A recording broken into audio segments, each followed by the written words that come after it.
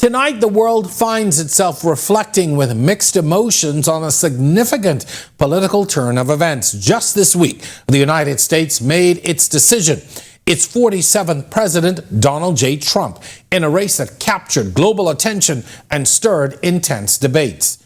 As the victor, Trump returns to the helm, raising questions about the future not just for Americans, but for many across the globe. The election was a heated one, rife with contrasting visions for America's direction and one that saw deep divides.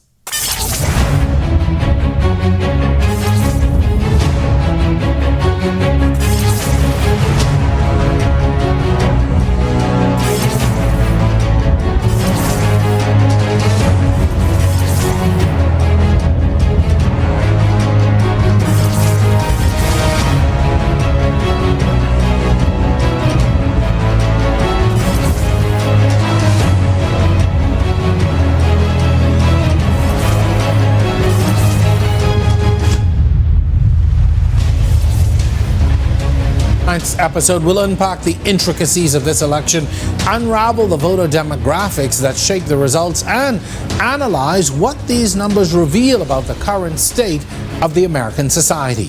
What does this decision mean for U.S. foreign policy, climate commitments, and economic priorities? What can we expect from immigration and social policies?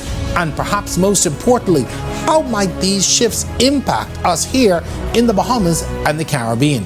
Stay with us. This is On the Record, and our show begins on the other side of this break.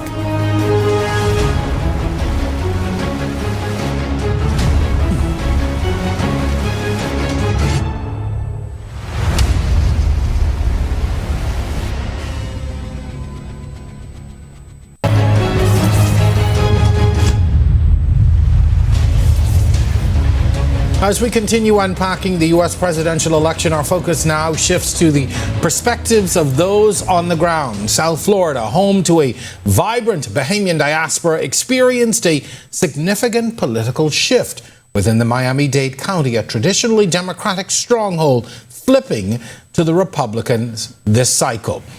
To dive deeper, we're joined by our news senior producer and anchor Kendeno Knowles, who has been covering these elections in South Florida, speaking directly to voters and local leaders. First of all, Kendeno, the elections are over, the vote is over. You spent a significant amount of time there on the ground. I want to talk first of all about the experience. What was it like being on the ground for these elections in Florida? You know, it was real eye-opening, Jerome. Before we arrived, it was important for us to connect with people who were on the ground already, just to get a sense of the community. We've always known about the historic connection of the Bahamas to South Florida, and we learned even more about how we fit in once we got here. Sunday, we landed. We went straight to ground zero in Miami Gardens. We focused a lot of our time in South Florida because the Bahamian diaspora in this community is huge. We spent particularly a significant amount of time in North Dade, which is in Dade County, the Miami Gardens area. We met community leaders like Councilwoman Shannon Ighodaro. She won a historic election in 2020, becoming the first Bahamian to win a seat on the council, seat number 3. We also met that same Sunday, which was actually also the end of early voting. We met Karen Hunter Jackson. She was running also for a seat on the city council, for seat number 3, in fact. Seat number 5, right? And Karen, once we got there, Karen was able to explain to us how local races were so important to this election. And that's what we saw on early voting day, the end of early voting. We saw people campaigning for posts within the community. She explained to me why the local races were so important. Why Karen Hunter Jackson was important to our story is the fact that she's also of Bahamian descent. Having Councilwoman Shannon Ighodaro, as well as someone like Karen Hunter Jackson, also of Bahamian descent, running for leadership positions, was interesting to see how we were actually taking part in the political process here. And also just watching folks come out in the way that they did to support the candidates in the local races and obviously in the general election was was quite similar to what we see at home. The difference, I think, with this experience was the fact that it was a historic race, a critical decision to be made. But we noticed that there was not a lot of campaigning for the general, right? And obviously, when the votes were counted, we recognized that President-elect Donald Trump actually was able to secure a significant amount of the Black and Hispanic vote, particularly in Miami-Dade, which was, very interesting to see. We followed that race with Karen Hunter Jackson. She unfortunately did not make it this time, but we're told that the campaigning for her will continue. But it was just interesting to see that, there was not a lot of campaigning for the general. Folks were really trying to elect those state officials to make sure that their voices were represented. And I think just watching that process, truthfully, was very eye-opening, but much different than what we see at home. So we have spent so much time focusing on the national race, the presidential race. Sure. And within the various states, there were races for U.S. Senate and for the Congress.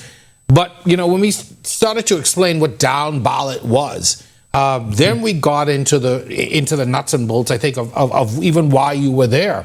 Because we have spent so much time as individuals talking about who's going to be president, but there were so many other things at stake in this election, and being able to tell that story, not just of the U.S. presidential race, but I was able to appreciate how the Bahamians fit into all of this, particularly in the Miami Gardens, Miami-Dade area, but also what were the issues that were important to Bahamians in the diaspora in that area. So I want to talk about some of the things that Bahamians who were voting were focused on. Sure thing. So the legalization of recreational use of marijuana was a big thing. And the reason that was, hearing from Karen Hunter Jackson, who was part of the local race, right? Again, running for City Council of Miami Gardens in seat number 5, she was running on the issue of marijuana by virtue of the fact that there are disproportionate incarceration rates among African Americans, of which the Bahamian diaspora is a part of, right? There is also the issue of healthcare, elder care. And I'll tell you, when she talked about elder care in the interview that we had done with her on Sunday, it took me back to a story that we've been following back at home, out of Grand Bahama, a case that is still under investigation with Mervyn Knowles, and certainly we are following that. But just to hear from her that was something in the community that they were also dealing with, just made that connection to who we are as a people and the issues that we all face collectively, right? Just because they're in South Florida and we're at home doesn't mean that the issues that we face aren't the same, and that ultimately what drives our vote is the same thing. So you had marijuana, the legalization of the recreational use of it. You had elder care. The big thing, though, jobs. And I believe, just based on some of the conversations that I've had with folks in the diaspora and leaders in particular, and that was important for us during the time that we've been here, was to talk to leaders, to your point about the community. We spoke with the councilwoman, Lady Iguodaro. We spoke with Karen. We also spoke with Dr. Katrina Touchstone. She is the commissioner for West Park. West Park was a big deal for us because Carver Ranches has one of the biggest Bahamian populations. She shared with us that jobs were lacking in the community. People weren't, by virtue of not having work, weren't able to pay taxes, which was another big deal in that area, right? You've got elderly folks who are seeing their property taxes go up. And so by virtue of that being the case, the vote became very personal, because now it's, how do I make sure that I am able to find economic stability to allow me to live and survive and thrive in these communities that the Bahamian diaspora has been responsible for building. I've got to ask as well, for instance, in the Miami-Dade area, that was traditionally Democratic. They flipped to Republican. You had here even the question of black voters looking to support a Republican candidate. And so there were all of these issues that were non-traditional issues for the Democratic Party. So I've got to ask in this context, now that we have in the United States, a Republican president, a Republican Senate, possibly a Republican House, and also a Republican-leaning Supreme Court, is there optimism in that community that things will get better, that things will change? Is this a new lease on life for them? Because I know within many Democratic areas right now, there is a lot of concern, and people have lost hope in some areas, particularly those on the left side. But among the voters and the people that you've talked to and have faced into since this election, traditionally Democratic or traditionally moving or traditionally supporting those issues that are important to the Democratic Party, is there hope or optimism that things will change for the better? Well, let me say this, right? To your point about the state flipping from its Democratic support to the Republican support, one of the things we were trying to ascertain while we've been here was, where people were showing their support, right? We knew the issues, and we could look at both platforms from both candidates and see that those issues that were important to them, we could see what their plan was, right? The president-elect having a concept of a plan, and the vice president, Kamala Harris, also sort of sharing how she would deal with the issue. We wanted to know, just based on what we were hearing from folks, these are your issues, these are your concerns.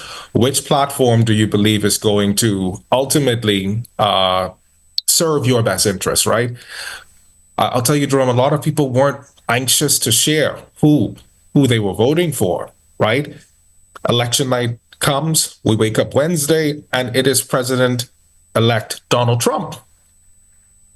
And it lets you know, ultimately, with that major support that you saw in Miami-Dade from the Black and Hispanic community, it lets you know that obviously they thought that his platform was the one that perhaps would serve to benefit their community.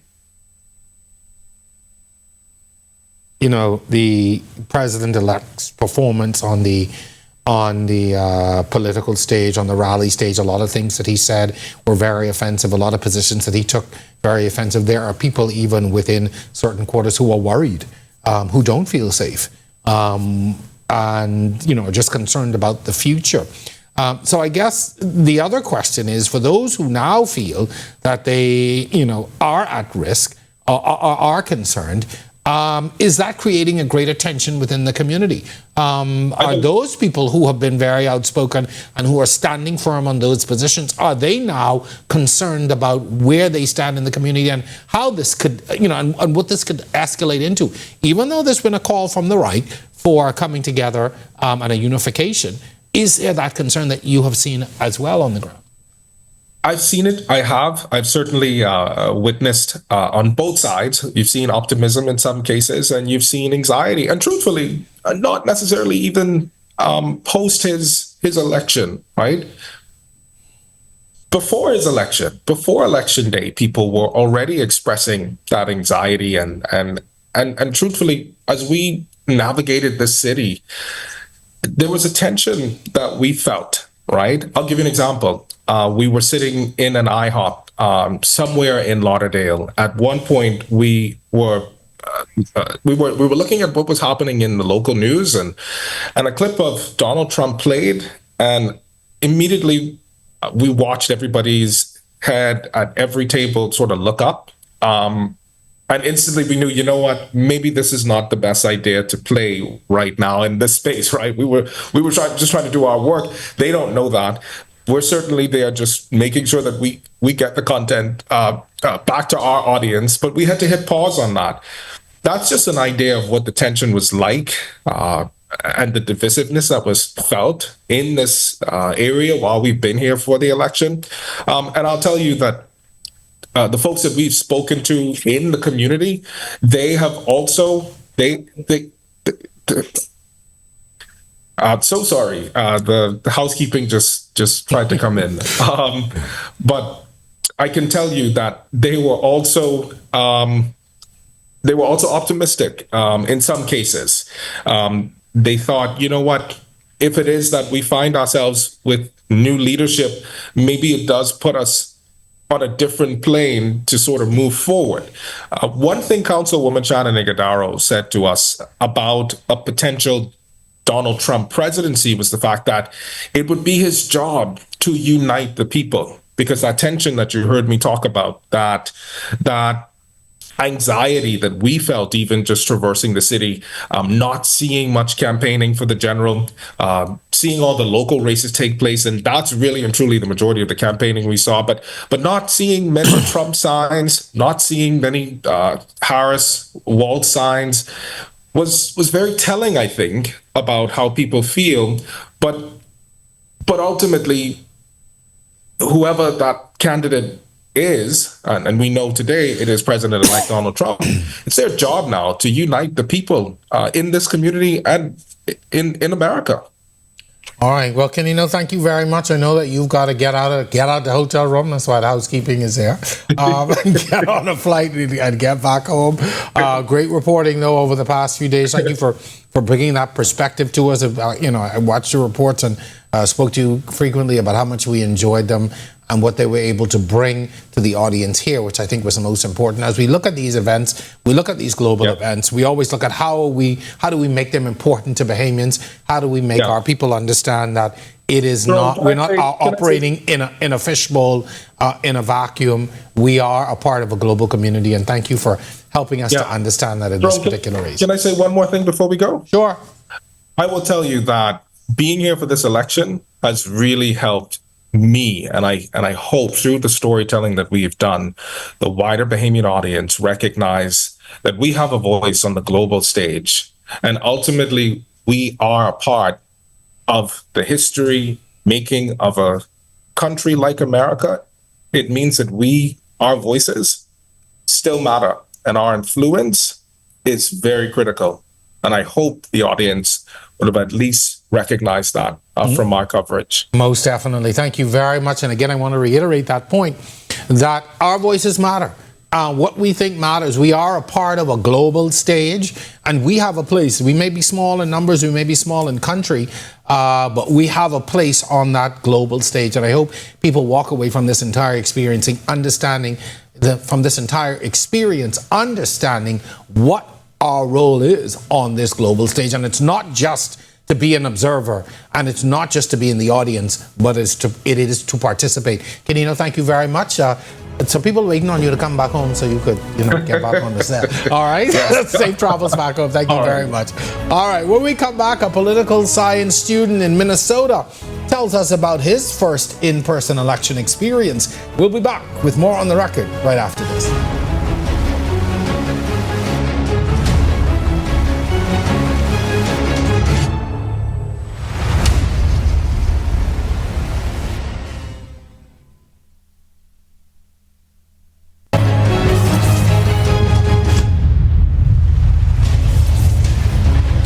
We're shifting our focus now from South Florida as we turn now to a more national perspective on this monumental U.S. election. Joining me is Ilan White. He's a student at St. John's University in Minnesota. Ilan, I understand you are a political science and strategic communications major, and certainly I would think an election like this has created a lot of interest for you and others like you. So first of all, welcome to On the Record. Thank you, Mr. Sawyer, for having me. It's a pleasure to be here. First of all, I want to talk about what was your experience like on Election Day. What was it like for you being a student in the United States, in Minnesota, and watching all of this unfold? Well, it was definitely interesting in the fact that being an international student here at St. John's and St. Ben's in Minnesota, it's been a very interesting experience to witness the election firsthand. With that being said, it's so funny because I actually work at a civic organization and public policy center here on campus. So part of my job was to actually encourage U.S. voters to go out and vote and register to vote. So being a part of all of that, it was very interesting. Seeing young people for the first time vote, that was also another interesting aspect of it. They were pretty much excited for the most part, especially the young women at St. Ben's. They were very excited to cast their first ballot. So seeing young people actually being interested in their civic duty and actually being involved in the political realm, it was very interesting. So what, from a college student perspective, from a first-time voter perspective, keeping in mind the people that you were interacting with, what were some of the things that were of interest to them, being young voters? Policy issues, issues that were on the national stage, which may or may not have grabbed their attention. So as you interacted and moved around and obviously had those discussions as a poli-sci major, what were the things that were top of mind for those young voters, those college-educated voters who went into the polls?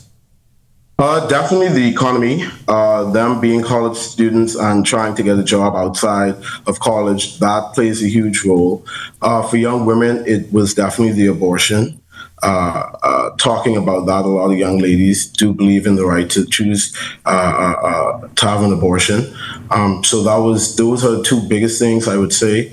Another thing, especially as it relates to St. John's and the male vote specifically, a lot of them wanted to see more of a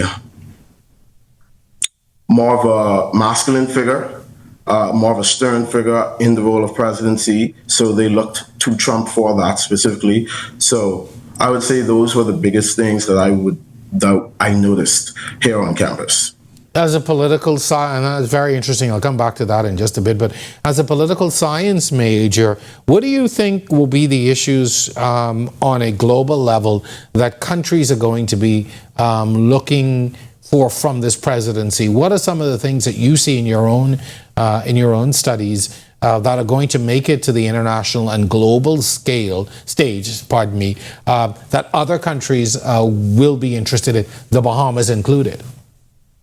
Definitely foreign aid, seeing how that will play a role under Trump's administration to see if they are willing to fund as much or fund at all certain programs and initiatives around the world.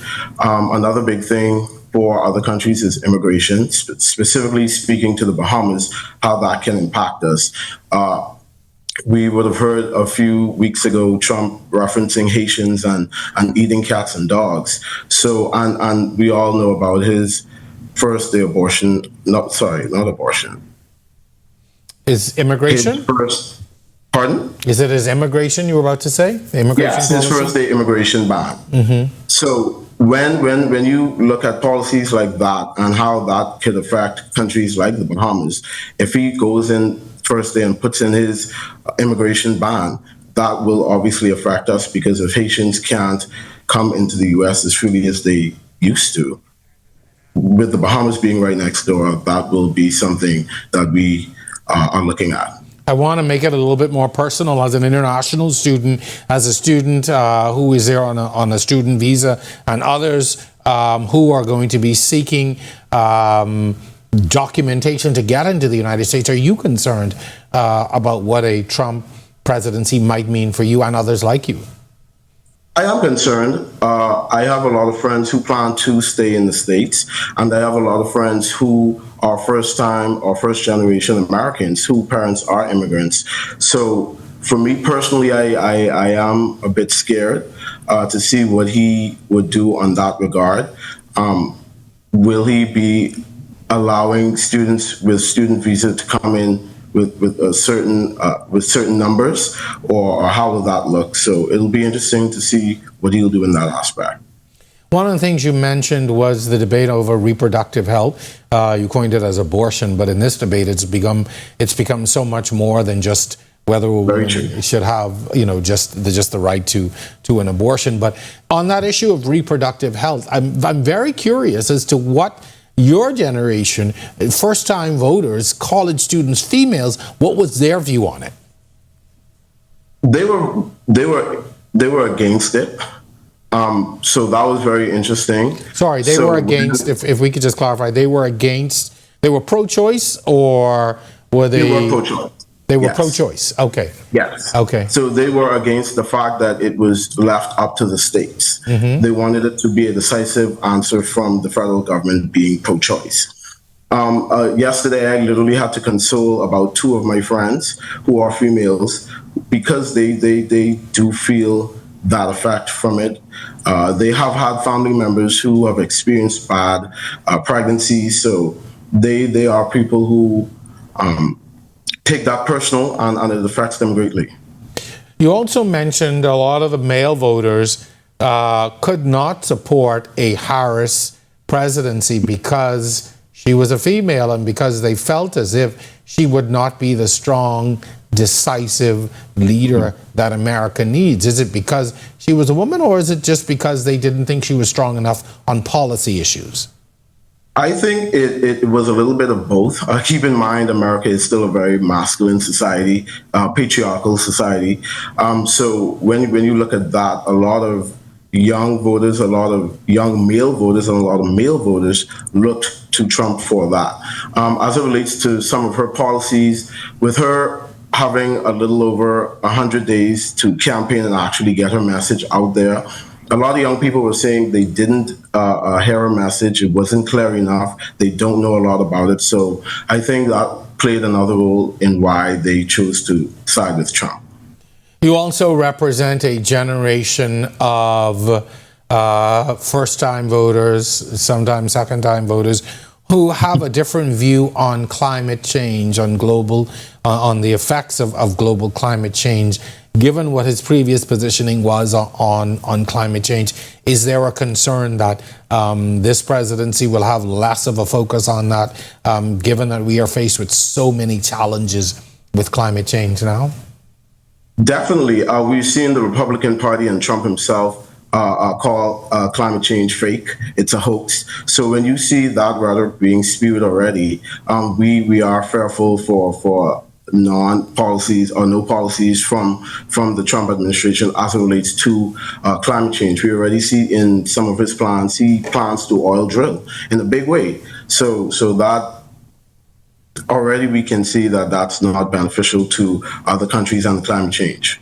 There is also one of the issues, I think, may not have been a prominent issue, but certainly an issue that has been raised with voters and with a lot of the MAGA movement, is this push from the liberals and from the left for diversity, equity, and inclusion. A lot of Republicans, a lot of Trump supporters and voters feel very strongly about that. Is there concern on your campus and other campuses and among those voters and those young folks that a lot of that, what they have seen as progress in these areas, could be rolled back? I think the benefit of living in a state like Minnesota is I wouldn't say a very liberal state, but it is more so liberal. So those sort of policies and rights now are protected in Minnesota. So we still have a DEIJ training here on campus. We still have a senior diversity officer. So within the state of Minnesota, those won't be rolled back. But we see states like Florida, who has done things like that, who has repealed the DEIJ bill and initiatives like that. So we are concerned. I think young people on the whole are concerned that we are having less rights than we did when we were born.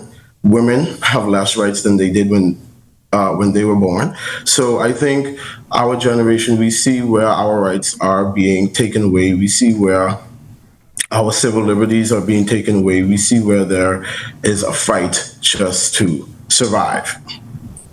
I listened to you espouse these positions and able to give this insight on American politics and what could possibly be. When you look in our own context, in the Bahamian context, and I am encouraged to hear young people like you who are able to give these kinds of positions, how do we now, if I could use a term, bring that same energy to our own political process? Because sometimes where I sit, we're not able to get into these types of discussions when we are in our own political season for many other reasons I don't want to get into at this point. But, when yourself and others, how are you going to bring, or are you able to bring that same level of energy and discourse when we get into our political season? I think first of all, with young people matters. Young people care about what matters to them. I think in Bahamian politics, a lot of times we tend to get caught up in personality politics, I like to call it, and we go away from policy issues and policy issues that young people care about. So I think, first of all, we need to bring that back, or bring it there. And then we could start to see more youth engagement in the political realm, in the civic realm. I also believe that giving young voters a reasonable choice. A lot of times, especially in America here too, in this election, you would have heard, well, I see both of them, I hear both of them, but I'm not really sure. So I don't think I'm going to vote, or I'm not just interested this time. So I think giving them a reason or a reasonable choice to actually go out and vote also will help in that.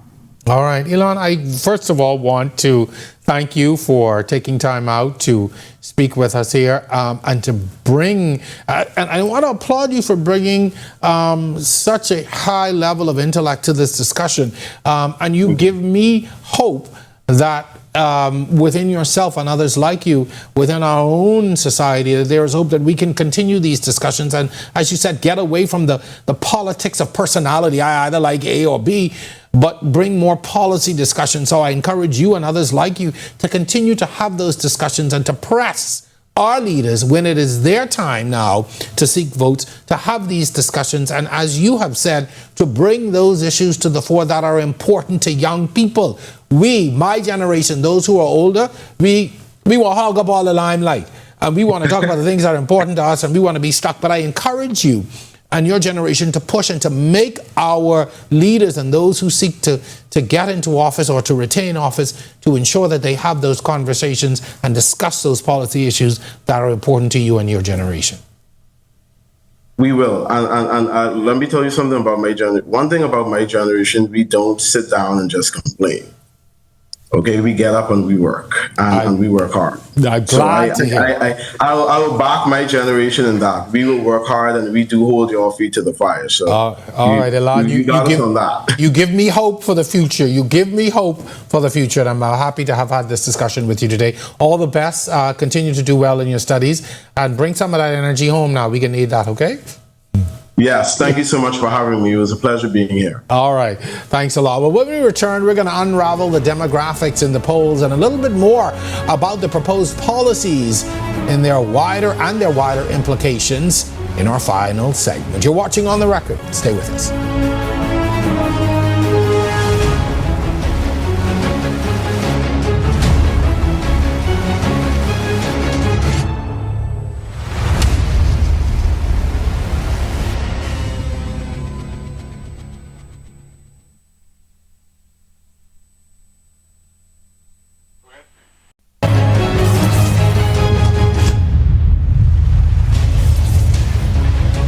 All right, this is our final segment, and we're diving deep into the data and what it reveals about the state of American society. Joining us is our political analyst, Peter Deveaux Isaacs Jr., who's been a very frequent guest here on the Record.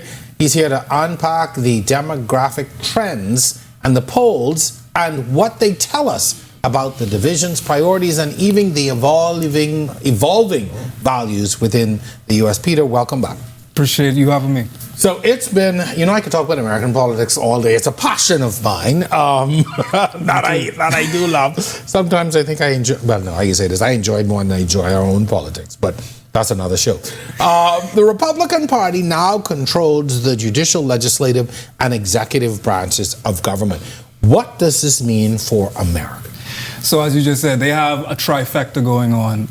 Trump's presidency, his return, actually a historic return, is signaling not only a right shift for the America, for the United States, but also with this trifecta, with this bicameral support, as well as just everything working in together, it means that he has almost despotic power. He has, in a way, been able to lay out the groundwork to enact what a lot of us are referring to as a Project 2025, which is a medley of different things that will definitely see a change for the United States and the world, actually. A lot of what we saw in the exit polls, even in the analysis now, has to do with a demographic shift, a shift in how Americans voted. And I want to talk a little bit about that. And we all knew going into the election that it was going to be a race about gender as well. We knew pretty much from how people were responding that it was going to be a shift. 42% of men voted for Kamala Harris, with 55% going for the incoming president. All right, 53%. I think I'm looking at black women. Sorry, women in 53 versus 45 for the presidency. What does this say? So the demographics tell a big story about this. Actually, it's really interesting. Trump is less popular with white voters as he was in 2016, as he is right now. He actually got an enormous resonance with minority voters, in particular Latino voters. Black voters in particular, there was a lot of discussion, a lot of polemic discussion about black men having a rightward shift. And actually, it shows, the polling data and the exit polls that we've been looking at have revealed that black men in particular, black women have always pretty much stayed on code when it comes to the Democratic Party, but black men this time has also came through for the Democratic Party as well. But what we're seeing is a lot of Latino as well as Arab voters came through for Trump. And the reasons behind that, the motivations behind that, a lot of the economy. And as a political scientist, the first thing they tell you, incumbency and being able to be an incumbent administration and also getting reelected in a bad economy is very difficult. So the fact that not only President hopeful Kamala Harris was trying to get in a fraction of the time that most people are allowed to campaign, she was also doing so with the backdrop of Biden, as well as not a bad economy, actually. The rest of the world, in fact, the U.S. is as contrasted with the rest of the world. The U.S.'s economy is actually enviable for a lot of different places. You look at the U.K., actually, a lot of people realize that it's just not enough for them. They still feel like inflation is one of those poor points for them, and they actually would want more money. However, a lot of first world nations, the UK, for example, are still suffering in relevance or relation to the US. So it's just very difficult for incumbents to get in with a bad economy. I want to talk, in terms of messaging about the economy, because I think you hit the nail right on the head. One of the things that I struggled with is hearing all of this outcry about the American economy and the state that it's in, looking at other economies, our own, and inflation in other places, and going, it's really better for you guys than it is for the rest of us. But yet and still, I think you said it was not enough. It is not enough for the majority of those voters who went with Trump, who looked at the economy and said, this is not where we want to be. So my question is, were they given a realistic picture of where they are, or, you hate me for saying it, was it America just being America? Absolutely that. That's an excellent and poignant way to put it. And really great question also. America is America. This isn't the system broken. This is a system operating as it should. It just doesn't operate for everybody in the way that it wants to. And those are the working class. And it will very much now represent even more so that, because yet again, as I said before, Trump imposes higher tariffs. So what that means is bringing in goods to the United States is going to be a lot more costly, which also means that bringing goods from the United States over here is going to be a lot more costly. And we're going to see the ripple effects of that, because keep in mind, a lot of Bahamians don't even realize we are a client country of the United States. When we say that if the United States coughs, we sneeze, it is because if the United States, depending on how they move economically, we definitely do feel that, because the majority of our tourism is coming right off the shores of that very point. So when it comes to the economic perspective, not the economics itself, but the way that people are perceiving the economics, is because the United States has a very fragmented media consumption. People live in echo chambers, and if you identify as a liberal, you're consuming liberal news. If you identify as a conservative, you're watching Fox News and whatnot. And what this speaks to is that people have an unrealistic representation of the world. They're too online, and most importantly, they're too online on their own onlines, on their own feed, and they're not seeing everything. You say that being online, but the social media and the algorithms, etc., they push to you the things that you support, whether you know it or not. Because I know in my own feed, I'm like, yeah, they figure out what I into. That's what I'm getting. You know, in terms of the news, the reels, everything, it's beyond that. But I want to shift focus slightly. Now, an area where the Republican Party and Donald Trump was able to pick up a lot of support, and you mentioned it, was among the Hispanic voters, which has traditionally not been their strong point. Well, depending on where you were. I think they've always been strong with the Hispanic and Latino vote down in Florida. But they've seen it more on a national level. And I found that puzzling, primarily because of what President Trump has said he will do on day one, which is mass deportations of documented and undocumented. I want to speak to what the documented part means. Just because you have a piece of paper in your hand does not mean that you are safe from deportation. And I think maybe that has been the message. But the fact that that has been on his platform from day one, even during his first term, a lot of the immigration debacles we had with children being separated and all the craziness that was happening at the borders and with immigrants and with people being denied and with people being sent home, that didn't seem to matter. No, in fact, it's very interesting. Of course, like you've seen lately, the Puerto Rican scandal, insofar as just like a comedian at a Trump rally saying that PR is a garbage country. Not even before that, not long before that, Trump, in the wake of a hurricane disaster in Puerto Rico, he was throwing what was it? Hand towels at the crowd in PR. I think it was after Hurricane Maria. Yeah, exactly. He has a long history of xenophobic comments, not only xenophobic because, of course, Puerto Rico is a U.S. territory, but he just has racist comments, and that's his shtick. And unfortunately, it seems as though that doesn't matter. And I believe what it speaks to is the fact that immigrants also, when they feel like they've gotten theirs, they don't really care about who else comes behind them. So when they get in on the ladder, they don't mind pulling up that ladder. The one person that hates an immigrant more than an immigrant is an immigrant that hates other immigrants. And they feel as though that the other immigrants that are trying to get in are giving those immigrants that are actually there a bad name. So they actually begin to advocate and overcompensate and say, yeah, those are the bad Latinos. We're the good ones. We're here. We're contributing to society. And we see that across the scale.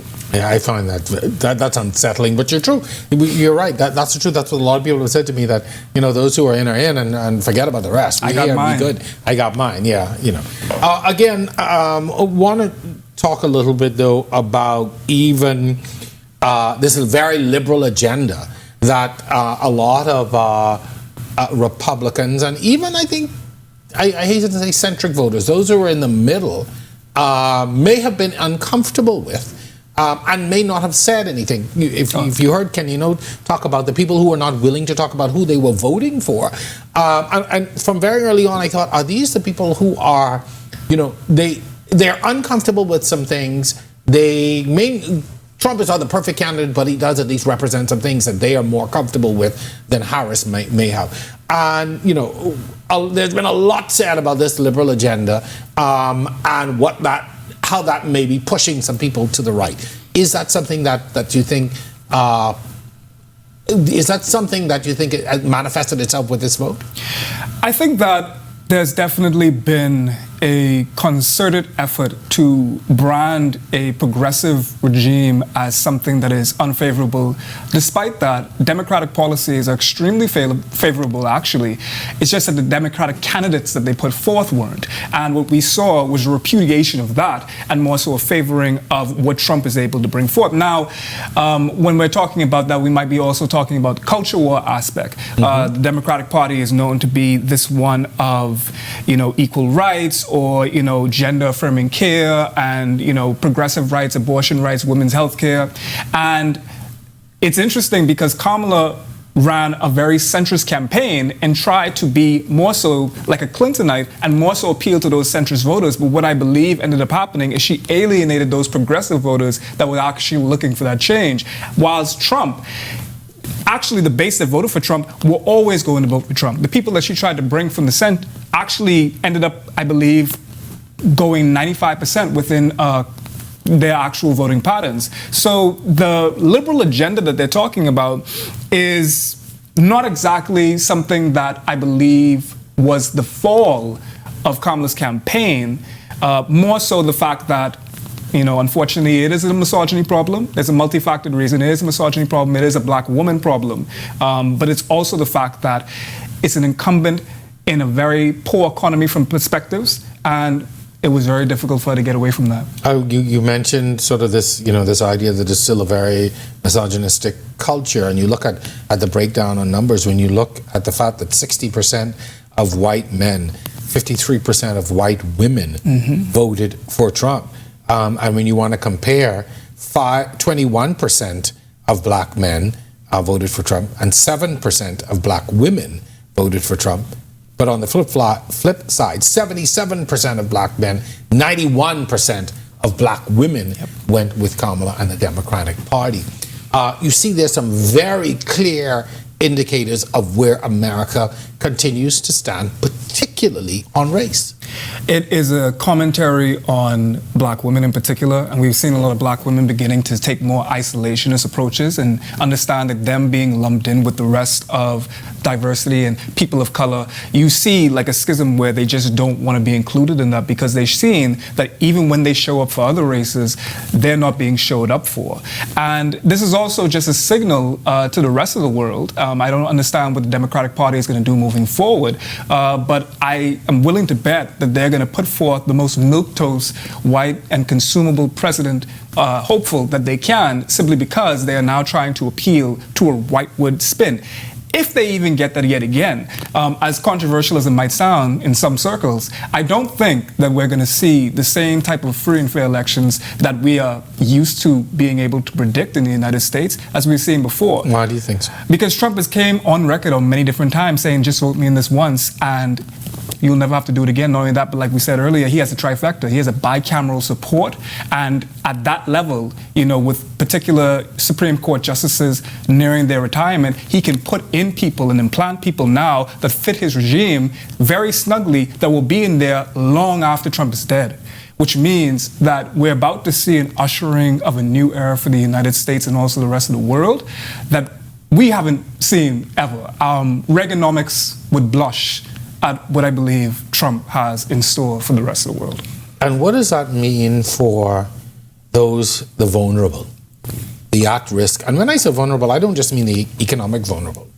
I always say that black men are a vulnerable group in America. Absolutely. Black women are a vulnerable minority groups.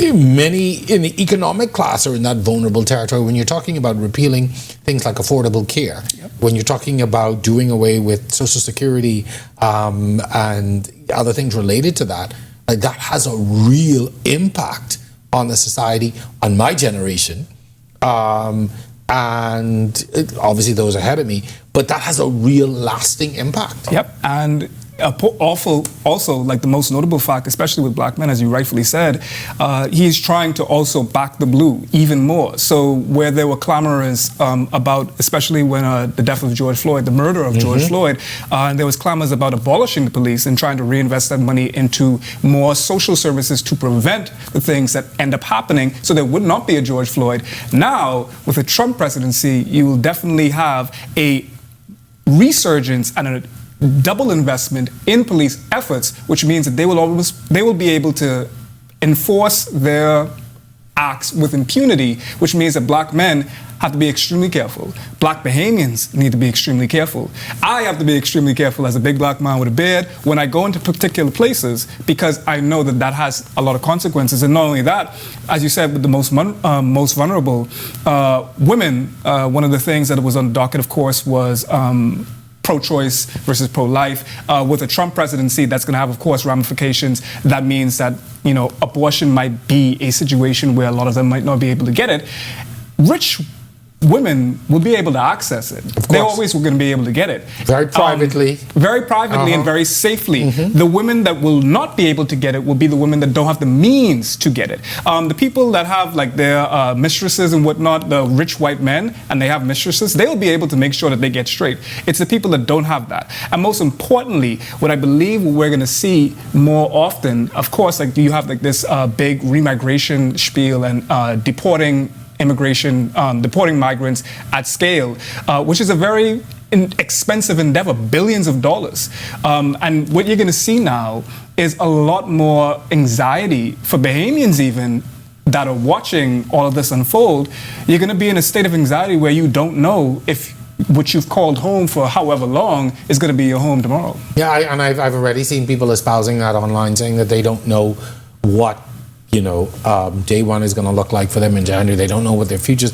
And these are people who have jobs, who are married, who are set up in the United States, but just do not know what their future will hold. Peter, unfortunately, we're out of time. We had a lot of great guests today who are talking about so many great things, but I thank you. We're going to have a lot to talk about in the coming months, years, as this presidency, takes root in January, where there's still a couple months that this last administration has to demit office, which is one of the things I think, about American politics. It's not like the race finished today and tomorrow, you're faced with running a country, but there is a transitional period, there's a preparation period, and I think that's healthy. We don't have that in this society, and I think that creates a lot of issues for us, but again, it's just having that helicopter view. All right. Okay. So we're going to take a break, and when we come back, our final thoughts. Again, Peter, thank you very much. We'll be back right after this.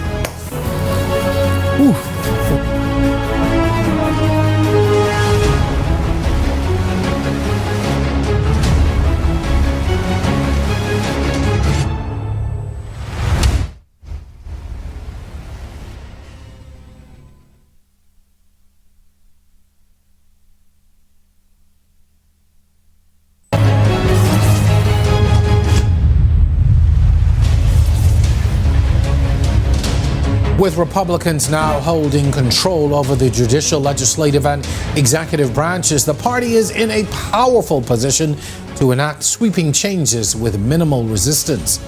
This consolidation of power has led to mixed reactions across the nation and around the world as people weigh the potential impacts of an agenda that could significantly reshape the United States of America as we know it. As we look ahead to the next 4 years, the stakes are high and the implications are vast. The influence of this unified Republican government will likely extend well beyond U.S. borders, affecting global markets, alliances, and environmental efforts.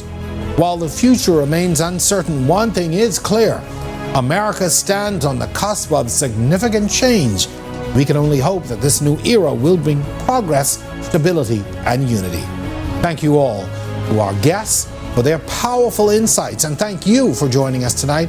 Once again, I'm your host, Jerome Sawyer. We'll see you next time right here on The Record.